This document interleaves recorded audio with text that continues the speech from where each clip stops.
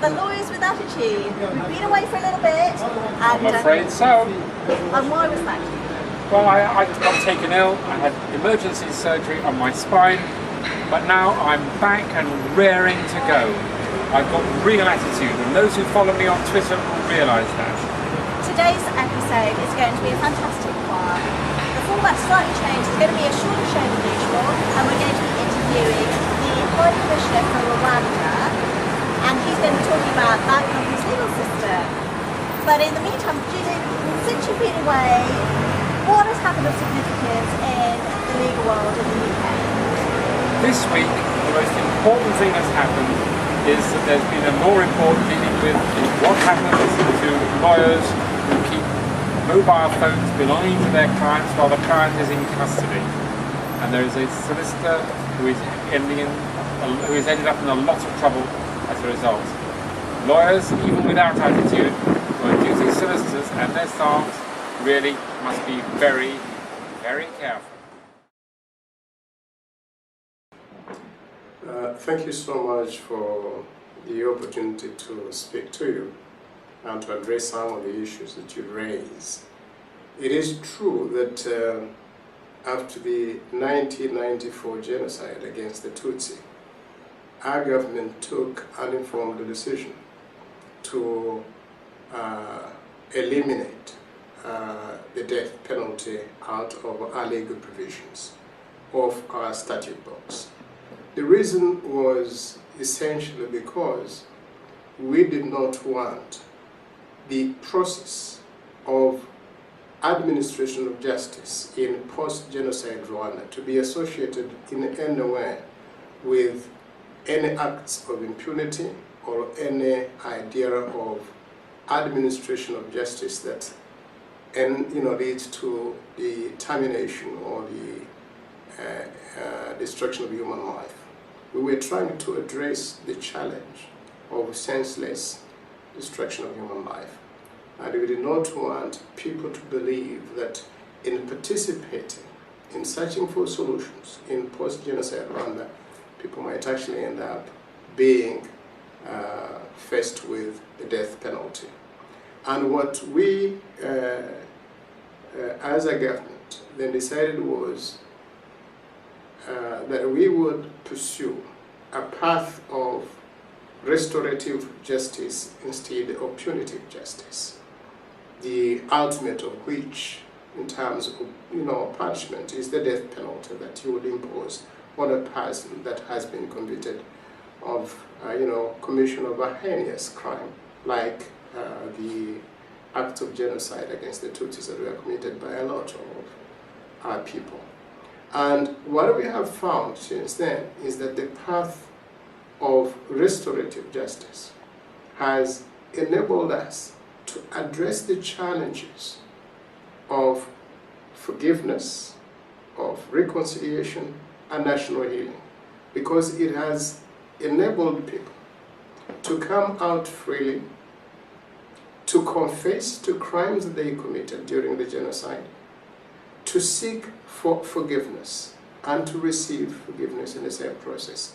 And that has enabled us not only to see actual justice being done, but also creating a foundation for national healing and for reconciliation. The decision to join the Commonwealth is rooted in our own foreign policy. We believe that in this time and age, no nation is an island. We all must reach out to build relations bilateral with the countries around us and international with the countries that are very far from us. Within the context of the area, the geographical location where we are members of the East African community, but we are also members of other regional blocs like COMESA, like CEPGL, because we believe in the importance of collective effort as nations seek to build prosperity for their regions and for their peoples. Within the discourse internally, for Rwanda to join the Commonwealth. The main driving argument, the main reason for us to make the decision was really both political and economic. At a political level, we were members of the East African Community. And the East African Community historically has been associated with the British through colonial relationships. And because of that, countries like Tanzania, like Kenya and Uganda, which are members of the East African Community and which use English as a medium of communication, both administratively and commercially, were members of the Commonwealth. And when we joined the East African Community, it became necessary for us to adopt English as an official language. So in Rwanda, we now have 3 official languages.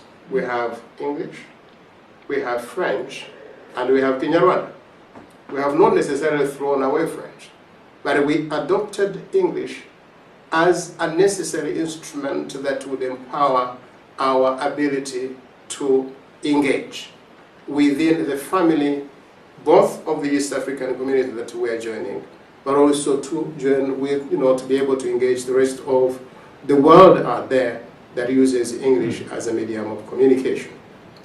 And of course, because members of our sister regional organization, which is the East African Community, were also members of the Commonwealth, we felt that it was ordinate, it was appropriate for us to seek membership of this larger grouping of nations that our colleagues within the East African Community were members of, and fortunately which also use English as a language, both for administrative purposes as well as for commerce. And it is important also for us that the Commonwealth does espouse values of democracy, of human rights, that we also believe in as a people. So it was not just joining the Commonwealth because it uses a language that we are adopting. It was also because it is a community of nations that espouses values that we too hold dear, particularly those of democracy and human rights. And we were certainly very happy to apply and to receive the endorsement of member nations of the Commonwealth, and we were admitted into the body in 2009 during the Choga meeting in Trinidad and Tobago. And since then, we have been active members of the Commonwealth, and we certainly look forward to a future of active participation in activities of this body, and to make our contribution to advancing democracy, to advancing human rights, and to building peace around the world. And beyond that, the Commonwealth is also a family of economies. And we thought that joining the Commonwealth would also expand our economic footprint in terms of building relations within,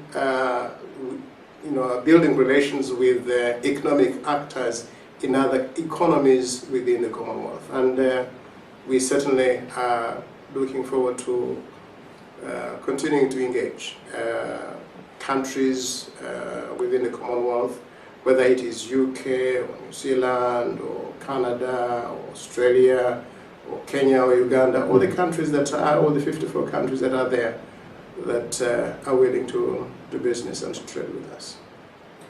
We've almost finished this week's episode of Lawyers with Attitude, but we couldn't end the show without the joke of the week. And the joke of the week is that this week the police found a dismembered body at Legoland. They're putting the pieces together to try and make a case. Julian, your time away from Lawyers with Attitude has not encouraged you to think of any better jokes, but then again, it wouldn't be the same show without your corny jokes. So it's goodbye from me, and it's goodbye from me. See you soon.